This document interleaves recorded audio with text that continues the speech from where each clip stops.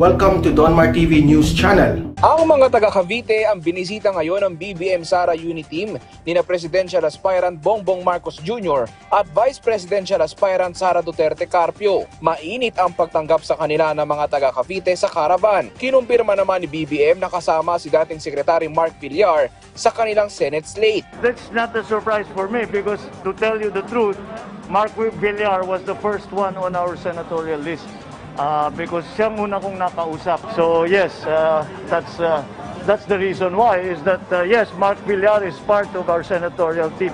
Wala pang tugon dito si Villar at tumanggi siyang magpaunlak ng panayam. Ang katandem naman ni BBM na si Mayor Sara nakipagpulong sa siyam na Metro Manila mayors kahapon. At nang tanungin tungkol sa pagpupulong, well, yes, oo. In general, nagsabi sila na they will help me doon sa kanilang mga lungsod. Nagpapasalamat po ako sa mga NCR mayors sa kanilang pagtanggap sa akin kahapon. Nagpasalamat din si Mayor Sara sa mga supporters nila ni BBM na dumagsa sa caravan sa Quezon City kahapon at kanina sa Cavite. Dinagsa din ng supporters sina Presidential Aspirant Manila Mayor Isko Moreno Dumagoso at Vice Presidential Aspirant Dr. Willie Ong na bumisita sa Malabon. Nagtungo din ang tandem sa Navotas kung saan maraming supporters din ang nagpunta. Una na nagpaalala ang DILG at DOH na iwasan muna ang political rallies. Pero giit ni Moreno, walang mali sa ganitong aktibidad kung nasusunod naman ang health protocols. Basta magano lang, suot lang ng mask. I think this is scientifically proven that it will keep us safe. And get vaccinated, katulad niyan, matagumpay ngayon yung National Vaccination Program. Pagsentro sa pangunahing pangangailangan at prioridad na mula mismo sa komunidad at iba't ibang sektor ng lipunan ang focus at patuloy na gagawin ng Lacson Soto Tandem. Ayon kay Presidential Aspirant Senator Panfilo Lacson na tumatakbo sa pagkapangulo sa ilalim ng Partido Reforma, ito ang pakay ng ginagawa nilang pakikipagpulong sa mga operator at mga drivers. Ani Lacson, kinukuha nila ang saloobin o input na binibigay ng kanilang mga kinukonsulta.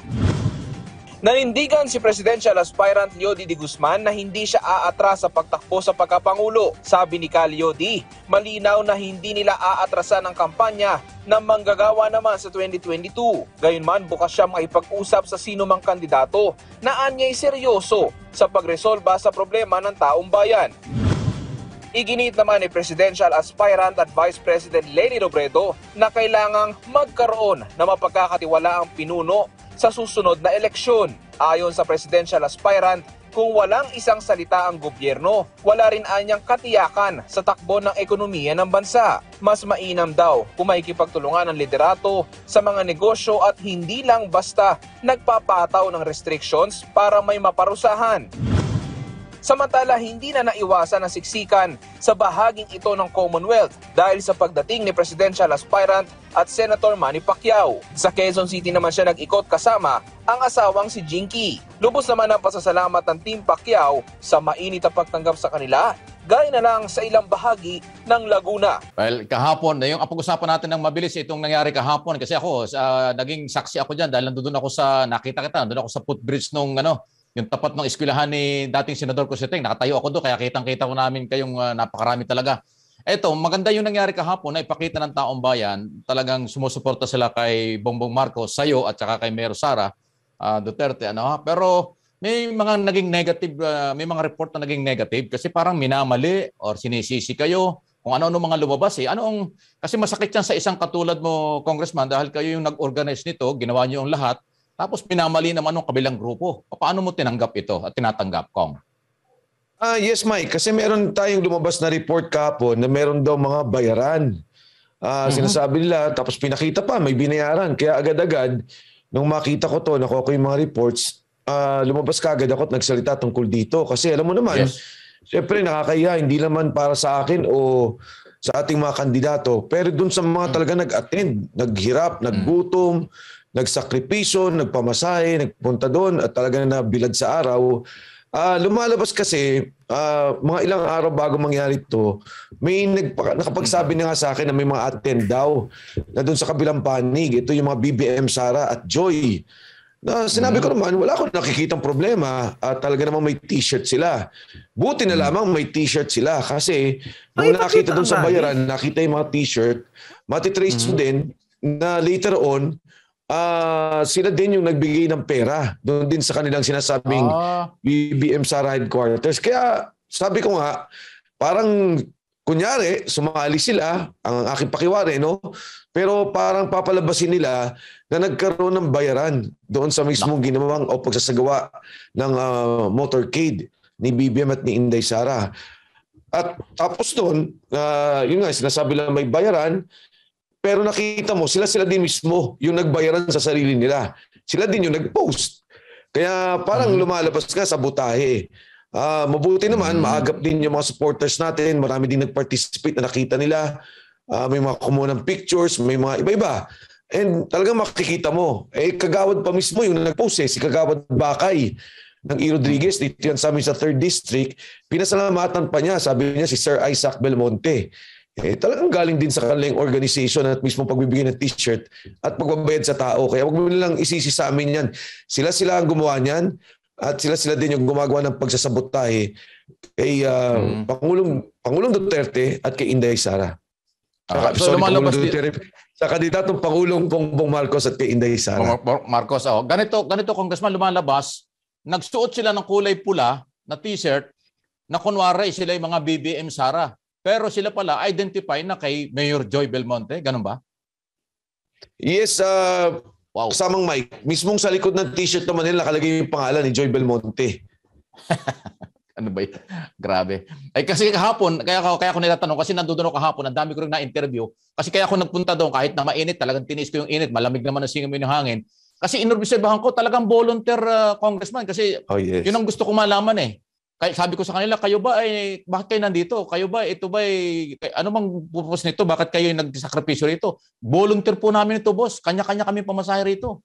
Wala hong nagbayad sa amin dito. Talagang gusto namin ng pagbabago. Nagmura pa nga yung isa. Kaya mabuti na control ko eh. Sa galit nandun sa nakaraang administration. So nakita ko na talagang volunteer. At sa kasaysayan niya, Congressman Mike, tayo pa rin taga Quezon City. Ngayon lang nangyari na napuno yung Commonwealth Avenue. Sa ganyang klaseng, sabi ko, ang description ko kahapon, hindi motorcade eh. Marcha na ng bayan for BBM, Mike Defensor at saka Sara Duterte. Naging marcha na ang dating sa dami, di ba ko? Yes, Mike. At kung titingnan mo yan, yung kakali ng Commonwealth, halos yan, di ba? 16 lanes. Talaga naman napuno. Yung mga iba pa nga, hindi lang magmula ng Commonwealth. Nandun pa sila sa Commonwealth, nandun na kami sa Quezon Boulevard. Ang dami talaga ng tao. Alam mo, kahapon parang natatawa na lang ako kasi alam mo huminto kasamang Mike yung sasakyan na sinakyan ni Senator Bongbong Marcos at ni Mayor Inday. Dahil nga sa pahinto-hinto, clutch ng clutch, talagang bumigay at huminto. So kailangan namin sumakay sa coaster ni Bongbong Marcos, ni BBM, kami nila Mayor Inday.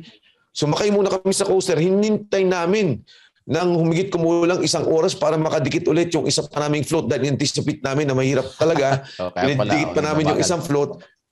Para lumipat sila. So, sabihin mo na nga, ako tingin ko kung mga kalahating milyon meron yun. Grabe, daang milyon ang gagasusin mo para magbayad ka ng ganyan. At talaga naman totoo. Hindi bayad yung mga yun. Talagang makita mo talaga yung sinseridad, yung puso ng mga tao at talagang yung pag-init ng pagtanggap kay BBM at kay Inday Sara. Doon naman sa issue ng kasi may nagsasalita ng mga taga City Hall kahapon at tapos nung nangyari na sobra daw ang traffic, nakakasisihan pa. Sabi ko, kaya nga ako nag-motorcade, ayaw yung payagang mag-rally. Di nag-motorcade ang tao, hindi naman makukontrol ng tao. Tsaka holiday. So mga ganon. Lahat ng butas binabato na sa'yo dahil sila ba ang turing dahil nga politika ito, dahil ikaw na yung gusto nilang siraan, hindi na yung BBM Sara, kundi ikaw na yung target nitong incumbent local government dahil ikaw yung kalaban nila for mayor sa Quezon City. Ano nakikita mo rito? Nadadamay lang yung national.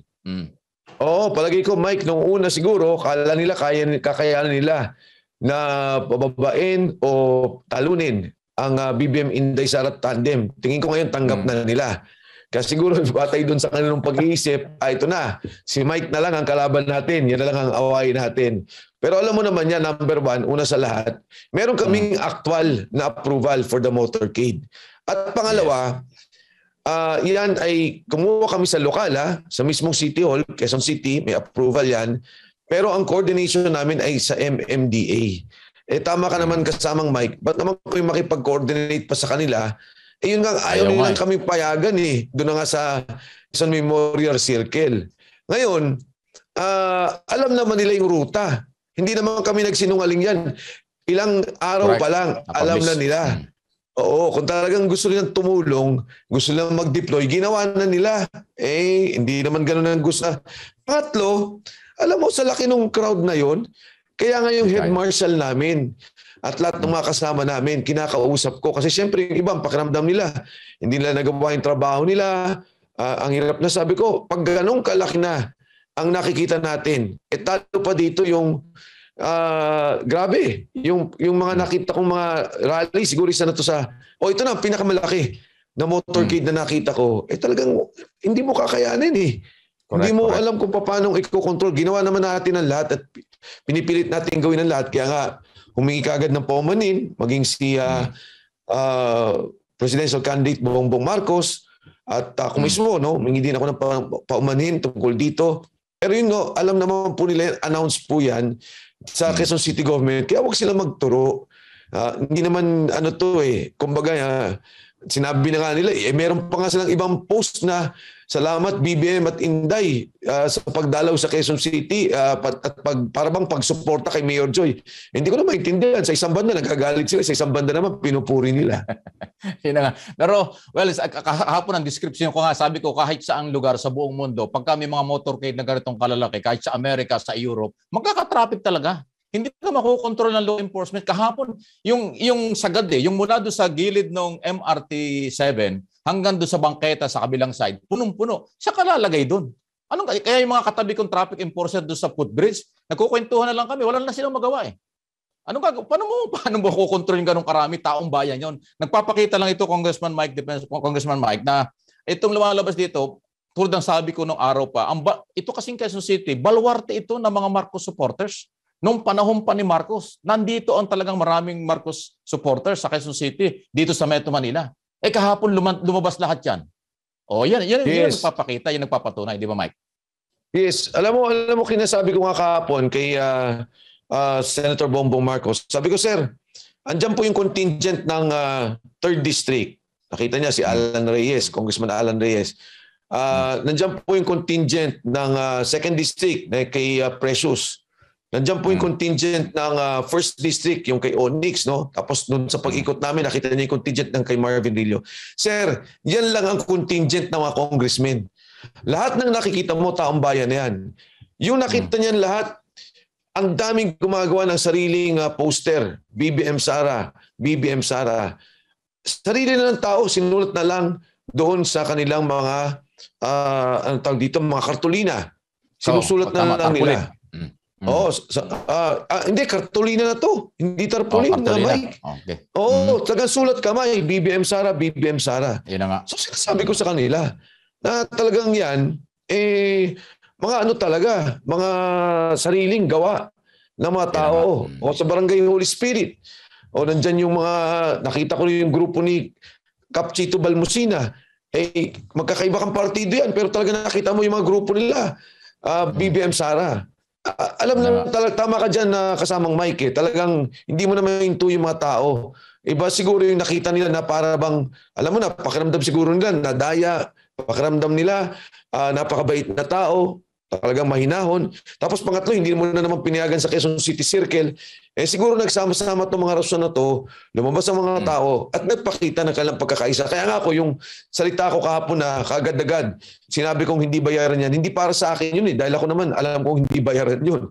Hindi para sa kay BBM yun o kay Inday Sara. Doon sa mga sumama talaga na nagsakripisyo na para sabihin bayaran sila o para bang ilahat-lahat na yung palang sabotahin ng grupo nila Mayor Joy Belmonte ang gumagawa na nagpapalabas na bayaran yung mga tao.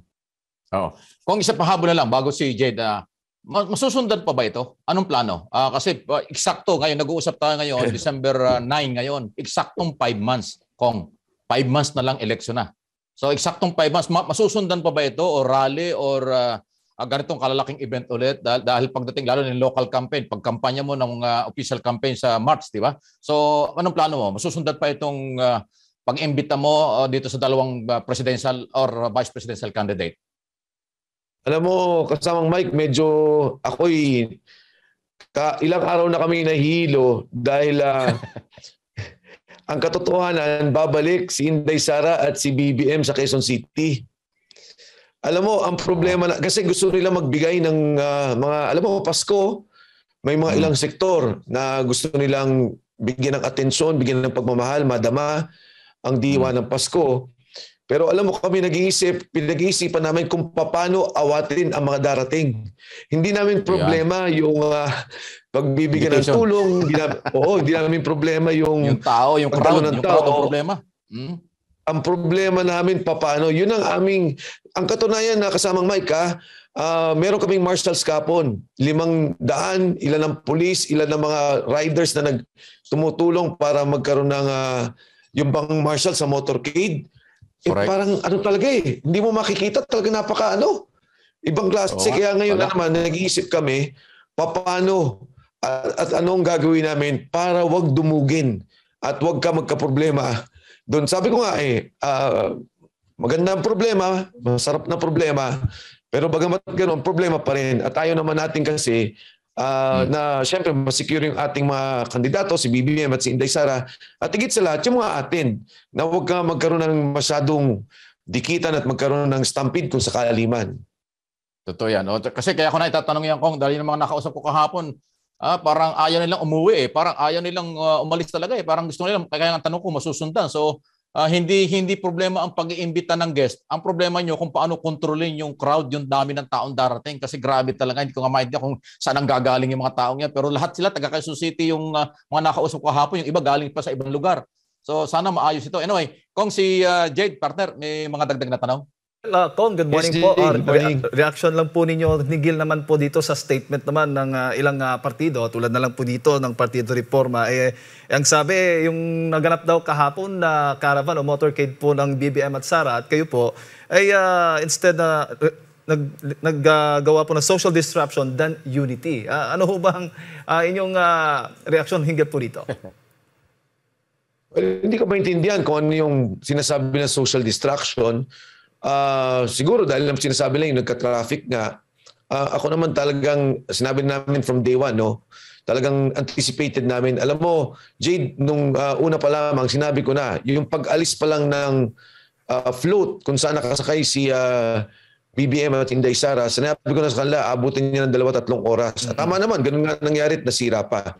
So dun sa mga ibang partido, siguro kung ano man po ang naging problema, ako na humingi ng paumanin on behalf of BBM and Inday Sara. Pero nakita niyo naman po na gano'n yung init ng pagtanggap ng mga taga Quezon City at mga karating na lugar na dumalo tungkol dito.